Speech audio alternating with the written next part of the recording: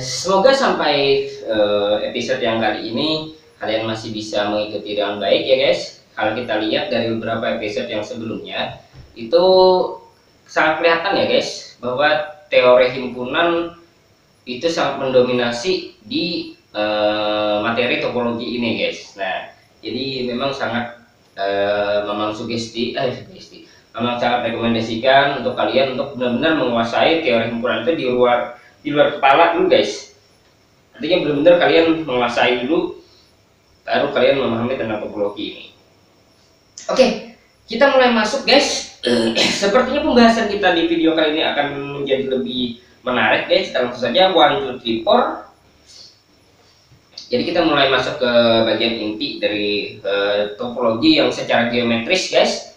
Kalau tadi dari beberapa video sebelumnya itu kita lebih ke topologi untuk yang kepentingan analisis ya guys. Nah ini lebih ke geometris kita sedikit ya guys. Kita langsung saja. Ini kekongruenan topologis ya guys. Nah, kita lihat di sini. Dalam geometri kita sudah familiar ya guys. Kita sudah familiar dengan konsep kekongruenan. Nah kita bisa lihat ya, ini segitiga ini dengan segitiga ini kongruen ya guys. Kalau kita lihat ini hanya seperti diputar gitu. Segitiga yang ini adalah pemutaran dari segitiga yang ini. Kemudian ini sama ya, ini dan ini kongruen gitu. Kita bisa lihat ini di sini kan lebarnya 3. Nah kalau kita lihat di sini kan lebarnya 1, 2, 3 gitu. Nah di sini juga ternyata lebarnya 1, 2, 3 gitu. Hanya posisinya saja berubah ya guys. Nah, jadi dalam geometri itu kita sudah familiar dengan konsep kekongruenan ya kan. Nah, tapi ternyata dalam topologis itu juga ada ternyata kekongruenan guys dalam suatu objek ya. Nah, tapi kekongruenan sini dalam tanda kutip ya guys. Nah, perlu memang kasih tahu dulu ya. Yang pertama adalah perbedaan geometri yang di topologi dengan geometri secara biasa itu adalah yang pertama adalah tidak ada konsep jarak ya guys dalam topologi gitu. Jadi Anda tidak bisa membayangkan atau teman-teman tidak bisa membayangkan bahwa ketika saya bilang sebagai lingkaran itu teman-teman tidak bisa bayangkan bahwa lingkaran ini adalah benar-benar bentuk seperti lingkaran guys. Nah, cuman karena tidak ada jarak jadi kita tidak tahu ya lingkaran ini bentuknya seperti apa gitu. Nah, kita nggak tahu gitu. Jadi jatuhnya kayak benda karet guys, ya kayak benda karet gitu. Ya, jadi kayak karet gitu bentuknya gitu, lingkaran tapi lingkaran karet gitu, bisa ditarik-tarik, bisa dibikin flat gitu ya. Nah, tapi bukan berarti karena tidak ada jarak maka semua objek geometris menjadi sama gitu. Ternyata masih ada hal-hal yang membedakan guys. Nah, hal seperti apa yang membedakan itu biasanya adalah lubang ya guys. Jadi kalau suatu objek topologi, ruang topologis itu mempunyai lubang, maka itu walaupun tidak ada jarak, tetapi lubang itu tidak akan hilang guys dengan jarak tersebut, dengan ketiadaan konsep jarak tersebut.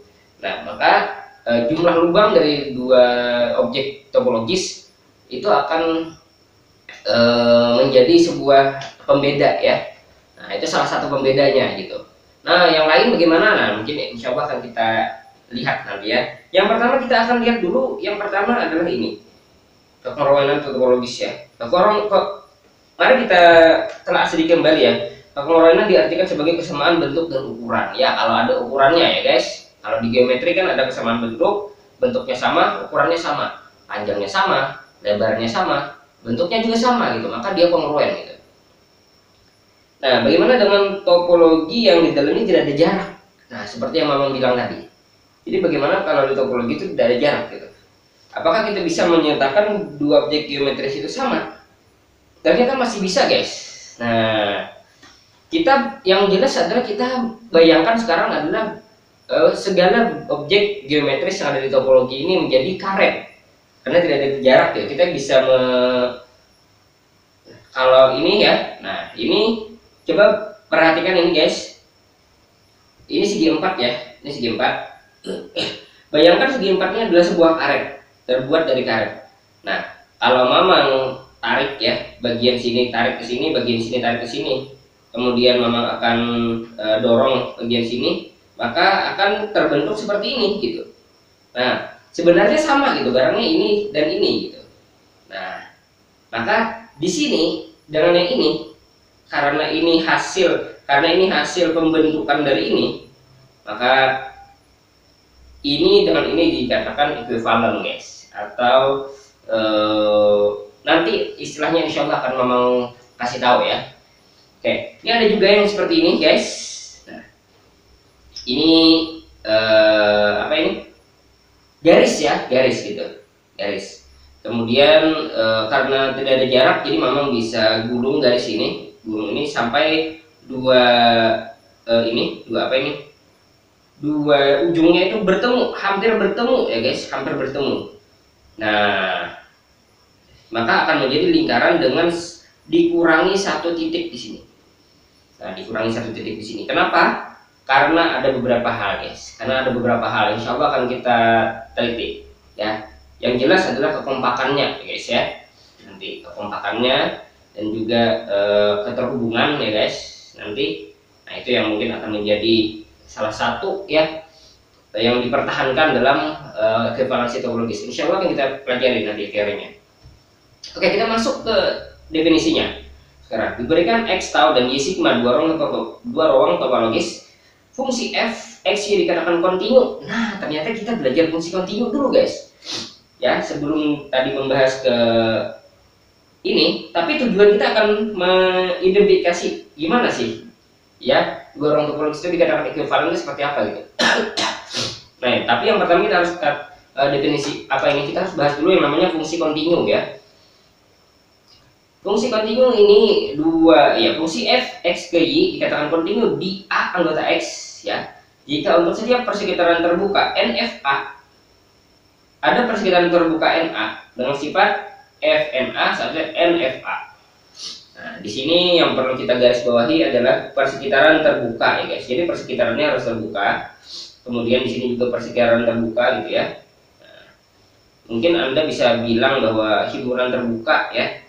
Tapi di sini karena X-nya anggota M, maka secara tidak langsung himpunan terbuka itu akan menjadi persekitaran. Jadi Mamang langsung bilang saja persekitaran terbuka gitu. Dengan sifat seperti ini guys, FNA itu atau image dari NA itu akan termuat dalam N dari FA. Nah, ya ilustrasinya seperti ini ya. Kita misalnya punya X ini, kemudian di sini kita punya Y, kemudian ini ada A di sini. Kemudian ini A ini dipetakan oleh F ke FA di sini ya. Oke. Nah, ini F ya. Nah, kemudian dari NA ini ada persekitaran guys. Nah, ini. Bentar dulu, nanti dulu ya. Kita akan mulai dari yang FA dulu. Jadi di sini misalkan kita pilih ya satu persekitaran NFA. Nah, ini warnanya hijau ini misalnya ya. Dan ini terbuka, makanya memang buat dia garisnya titik-titik ya. Artinya closure-nya atau titik limitnya itu tidak ikut gitu. Titik limitnya nggak ikut ya. Titik limit yang di luar gitu, titik batas ya, batasnya nggak ikut gitu. Nah, kemudian kita bisa menemukan NA yang berpadanan sini guys. Nah, NA yang berpadanan. Kemudian sehingga NA yang ini kalau kita petakan oleh F ya, NA ini dipetakan oleh F ya ke dalam sini akan bentuknya, nah ini dipetakan ke sini ya. Nah, dia akan termuat di garis hijau ini ya, petaknya itu. Jadi FNA ini termuat di NFA. Nah, kalian mungkin sudah familiar ya, ini persis dengan apa yang terjadi di kalkulus. Hanya saja di sini tidak ada epsilon, tidak ada delta ya. Kalau di kalkulus kan untuk setiap epsilon positif ada delta positif, sehingga bla bla bla bla bla sehingga kurang dari epsilon gitu. Nah, itu persis di sini. Jadi hanya bahasanya tidak ada menggunakan epsilon delta lagi. Nah, apakah sama ya? Apakah sama fungsi kontinu yang di topologi ini dengan fungsi kontinu yang di kalkulus? Dalam kasus ya